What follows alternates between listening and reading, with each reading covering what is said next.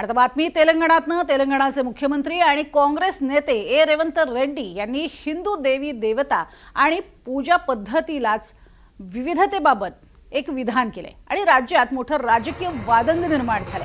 काँग्रेस पक्षाच्या अंतर्गत बैठकीमध्ये बोलत असताना त्यांनी हे वक्तव्य केलं।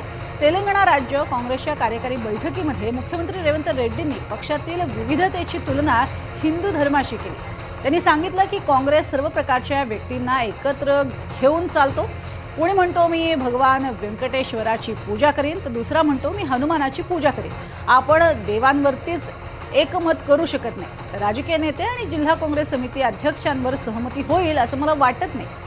तर रेड्डी यांनी हिंदू धर्मातील पूजेच्या विविध पद्धती स्पष्ट करताना म्हटलं की हिंदूंसाठी किती देव आहेत? 3 कोटी। जे अविवाहित आहेत त्यांच्यासाठी हनुमान आहेत, तर ज्यांनी 2दा लग्न केलेलं आहे त्यांच्यासाठी दुसरे देव आहेत। काही कार्यक्रमांमध्ये जिथे ताडी आणि मांसाहारी पदार्थ नैवेद्य म्हणून दिले जातात असे काही स्थानिक देव आहेत, तर डाळ भात खाणाऱ्या लोकांसाठी पूजा केले जाणारे वेगळे देव आहेत। अशा स्वरूपाचं विधान रेवंत रेड्डी यांनी केलं।